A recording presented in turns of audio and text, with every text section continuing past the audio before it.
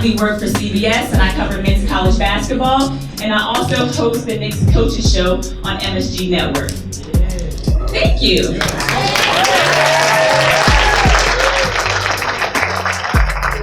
The three gentlemen I'm bringing up here right now, they care about their community. They're from right here in Rockland. They've walked the same places you walk, been to some of the same schools, played against some of the same rival schools, but they were able to tap into and find the Madiba in them to want to give back to you all that are here today. So without further ado, it is my honor to bring up to you three men who I like to call bosses in Chester Fields, Larry Abney, and my husband, Steve Canal.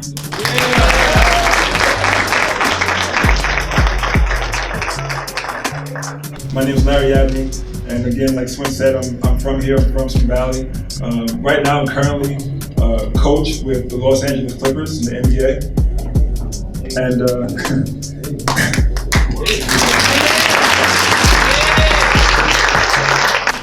I'm Steve Canal, another part of Rockland Legacy.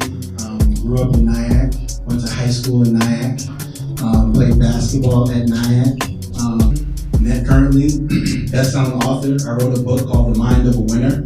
I'll give some to some of you guys today. It became #1 on Amazon, #1 selling book in the country and the world. So I was pretty excited about that. And currently, I help small businesses. I work with over 30,000 entrepreneurs and small businesses across the country to help them grow their business. How many people here ever had an idea and wanted to turn that idea into a business? Raise your hand. So, you individuals who have that passion and that thought, I help those individuals to create that vision into actual reality and help scale that business. So Rockland Legacy, why we're here today is to give back to you. It's Rockland giving back to Rockland. We've all been through these same school doors, been in the same classrooms, played the same sports, and we wanted to give you the vision and let you know what it takes to get to that elevation and that achieve that goal of yours. Commitment and effort. And I'll say it again, commitment and effort. Those two things, if you guys channel and really put your focus on those two things, they're gonna create opportunities for yourself. Just like it did for me and these two gentlemen behind me. We were fortunate enough to get scholarships, athletic and academic scholarships. But we also needed scholarships for other things like, books, transportation, food, even exams. Some exams cost money today. And these are the things that, you may not really know about at your age. But you're gonna need funding for these things. And that's what we at Rockland Legacy are hoping we will be able to provide for as many children in the county as we can, and give you guys that scholarship opportunity. But again, it's gonna take those two things, commitment and effort. We're obviously committed, right? We started this program, we're here. You guys have exemplified commitment and effort just by being here today.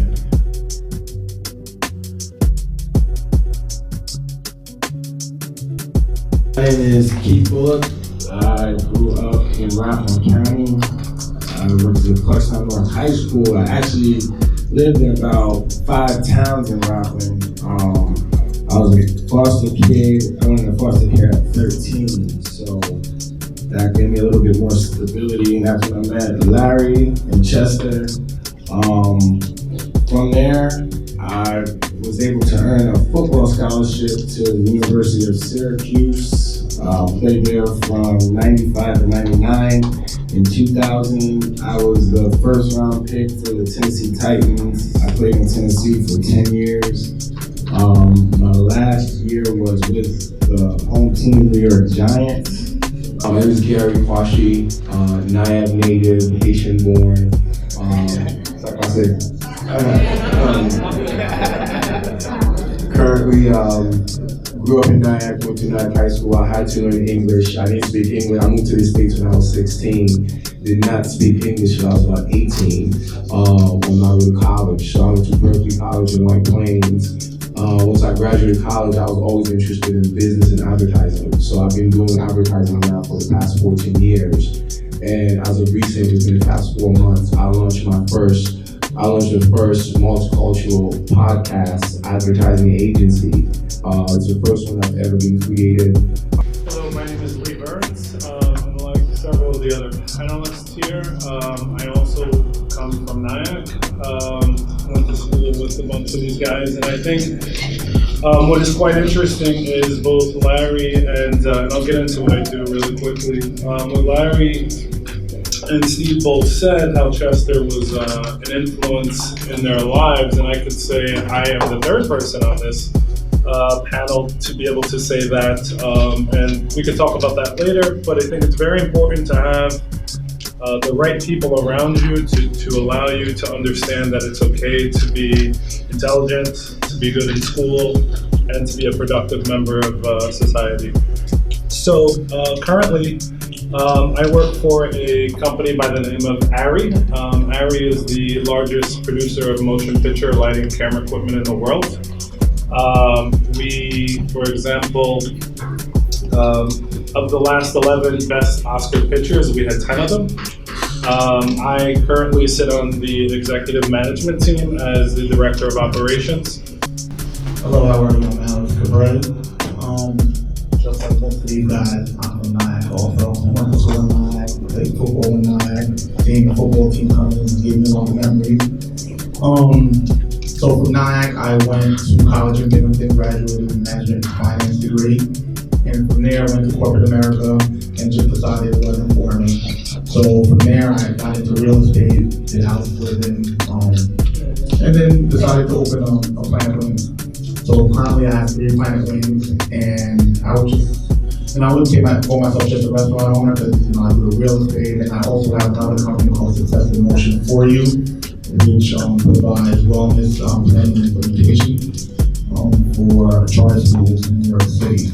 So where did you see yourself when you came to the States? Where did you see your future going? Where did you see your path leading? I've always wanted to. I think there's a movie, it's called Boomerang, and it's Eddie Murphy, and he's this executive, and he's this guy, like he's like so cool, like he goes into his office, he tells his assistant, who called me today, and he had his suit, and I was like, I want to be that guy, like I want to walk in, I want to walk into my office and tell my assistant who called me today, or I'm actually busy, like hold all my calls. I inspired, I mean, I joke about it all the time, but I inspired that. I wanted to wear a suit, I wanted to wear a cool suit, I wanted to bring people into my office, and I said, how do I become that guy?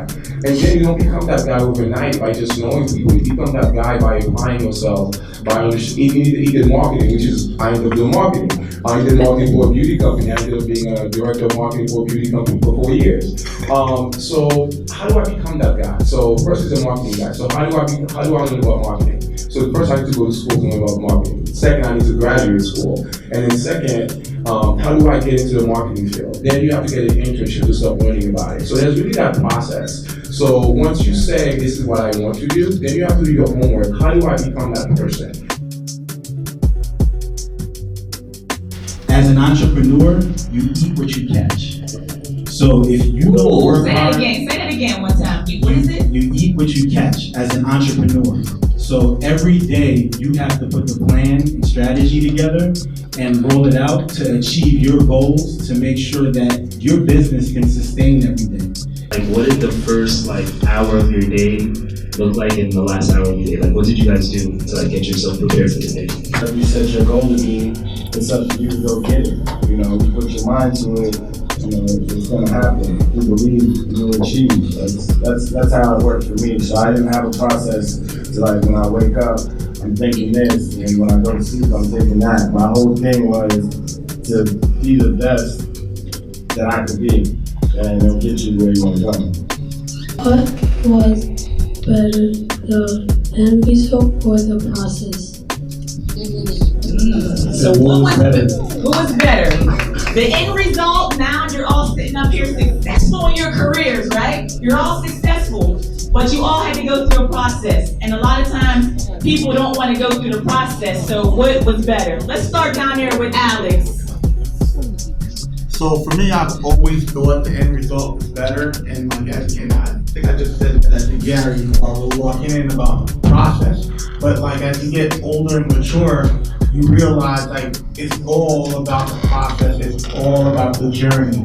You know, the end result is just, you know, sometimes a moment, but the whole process of how you get there, you know, that's what success is all about. And it took me a while to realize that, because like I would never sit down and smell the coffee. I could just be going and never realize the process. And it took me like, to be honest, probably like 15 years to realize, 20 years, my whole life. And I'm just realizing that in the past, you know, how many years, like, oh, you're successful. I'm not successful. Because I'm like, there's an end result that I'm still looking to get, and I'm still looking to get, but I always forget that the whole process and journey and the things that I've learned or the people that I've impacted, the people that have impacted me, that's what it's all about. It's all about that journey and enjoying step by step.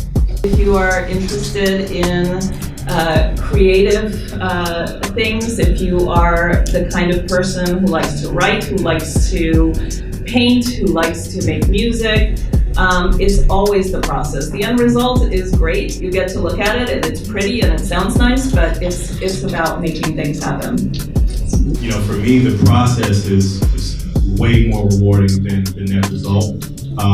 And ironically, sometimes you don't realize how valuable the process is until you actually achieve your end result. Case in point, you know, I know friends, colleagues that, you know, come from wealthy families, right? And they just happen to inherit a whole bunch of money. But what they do when they get that money is they try to figure out ways to add value to their lives. So it's almost like they're working in reverse. They have the money. Now let me go and try to formulate a process so I can feel good about having that money. Whereas you have someone who might have, you know, started from meager beginnings and really worked hard and maybe were able to accumulate $100,000 in their life. To them, that $100,000 is more valuable than the millions that other person inherited because they went through the process. And they can look back and say, through all my efforts, this is what I was able, you know, to achieve. Yeah, you know, I echo that. I'm all about the process. There's the beginning, there's the end, then there's that dash in the middle, which is the experience, the life. And a lot of us just focus on that end goal, which is cool and amazing. It's an amazing feeling. But for me, I have my saying that, you know, it's all about the experience. All my decisions are based off the experience, you know, and living life. You know, when I wrote my book, I spent hours and hours and hours each day writing thousands and thousands of words that I enjoyed and appreciated to get the end result of the book and it becoming a bestseller. But that process in the middle, that experience, the interviews, you know, the bringing back thoughts and memories, all of that is what I live for. You know, so I'll say, you know, even for the athletes, you know, I know practice is tough, but look at it in the reverse. Think about the time you're spending with the friends and the people you enjoy. You know, that time you're spending together to get ready for battle, to play the game. You know, that middle part, you know, the coaches might get on you, but that part is to be enjoyed as well because it's a part of the process. When you're done playing, you're gonna remember the times that you were spending on the practice field, the times you practiced with each other. Like, appreciate the middle, appreciate that dash in life. I'm willing to say if I won the lotto at age 20, I wouldn't have the discipline, I wouldn't have the sustainability, the fortitude to be able to even manage those kind of finances. So through that process, I learned the importance of hard work, what you have to do to go get something. So I would say they're equally as important to me, the process and the end result. It's both. I mean, it's definitely a process. Throughout the process of continue to learn and know more about my business. You know, I've met several people. This is how I met those influencers, those radio hosts that actually has a product that has created dope podcasts and dope shows. but they were frustrated because they were not able to monetize it. So throughout the process, I was able to learn and meet those folks. And the end result for me ended up being, the Haitian kid that didn't speak English to now creating the first multicultural podcast network, competing with some of those large corporations. So for me, I think it's both. I mean, the process is amazing. That's when you get to meet people. That's when you get frustrated. That's when you get happy. But at the end of the day, you also want to have something tangible that you can speak to, and that's the end result. So I enjoy both. I would say just speaking from when I was a professional athlete, it had to be the end result. Just because all the athletes know the process to get to the point that you want to get is tough, it's hard. A lot of people go through the same process and don't even make it or come close to making it to, where certain athletes get. So for me, it's definitely the end result, being able to look back and see everything that I was able to do, I guess. I'm going to agree with Lee. It's twofold, especially in my business. So with regards to creating the business and running and operating, it's process. But with that, I'm going to share a brief story. Just 2 days ago, I had a closing for a client of mine who we've been working on finding their home for about a year. And I ended up finding something for them that was off market, and so we went and did our walkthrough, the final walkthrough before they were closing on the house. And the husband walks in. I was there already, lights on, so that they can see the house before the closing. He walks in, he comes up to the living room, and he starts to cry. And he's crying because he's the first person in his family to own a home. For me, that experience, it was the end result. We had gone through a year of frustration, and here now, I'm giving him the keys to his house. So for that, it's the end result. But the running the business, it's definitely the process. Realistically, each and every one of us in here come from different backgrounds. Me, myself, I come from outside of Pittsburgh, Pennsylvania. I grew up in the projects. My mom worked her way off of welfare into putting herself in community college and then being able to get a job and move our family out. So there's always challenges in your family life, in your environment, where you can either become a statistic or you can be the answer. And so the only reason why I'm here today, not only because it's a blessing over my life and my grandma praying for me all the time, it's because you work hard, and that's the process. The hard work that you put in, whether it's in school, whether it's a job, whatever it is in life, you gotta put that work in. Hard work, and I think the most important thing about the work is if you only do what everyone else does in practice, you'll only be as good as everyone else is. You have to work when no one's watching. You have to work when the lights are out, when no one's telling you. I knew I wanted to do this when it didn't matter what anyone else said about if I could make it or not. I was gonna do it anyway. If someone told me, hey, you're not gonna play here, you're not gonna play there, I was still working because it was my dream to do it. And every day, I had so many disappointments, so many times where I was in college where I was like, maybe I should go home, maybe I'm not good enough. But the work ethic that I had and the dream I wanted, at that point, it kept me going. You really need to apply the values that you know to be right to your thought processes, your decisions, even to who you have around you. In my corporate life, it's the same thing. Not everyone wanted to see me succeed, to see me where I am currently now, but it's putting those people around you who are going to help you grow, who are going to help you become the better me that you want to be. So you didn't speak English till you were 18. You're Haitian. What makes you think that you can do all these different things? I mean, just knowing that there's opportunity. It's an opportunity, there's a gap. Things are missing. And once you realize that things are missing and there's an opportunity for you to dive in and to add value into it. But Gary, why? You just started speaking English at 18. You know that we have different things. This is what society does to you. So there's kids right now out here that maybe they're getting those same type of questions or same type of negative energy where it's saying, all all right, maybe I don't speak all the way as far as complete English, how I need to speak or articulate myself in a certain way, and I want to start a business. What made you, what drove you to say I can get this done? Absolutely. I think it's always understanding there's a bigger picture, that the world is bigger than the four corners of your street, than the classroom that you're in, that the world is actually much bigger. So it's much bigger than Rockland County. So once you understand that, and you realize that you do want to accomplish bigger things, you surround yourself, to what Lee said, you surround yourself with people that are equally as motivated, or sometimes that's doing bigger things than you are. I think leaving here today, the bigger picture that we want to give to you is to find something that makes you happy, because you're going to do it every day. And we're not just here to work. We're not just here to play on a ball, be on a team, or be an executive. We're here to experience life and be happy.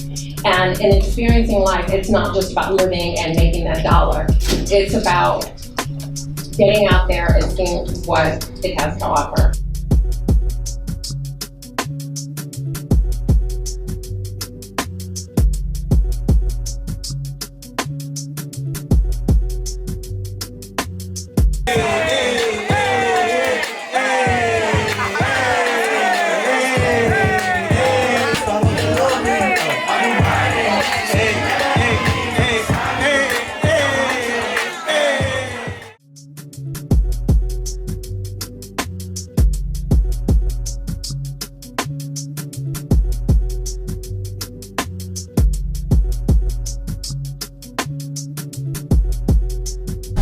Rockland Legacy Youth Summit just wrapped up here at RCC. We had an amazing day. All the panelists were phenomenal. We had over 180 kids here in the building.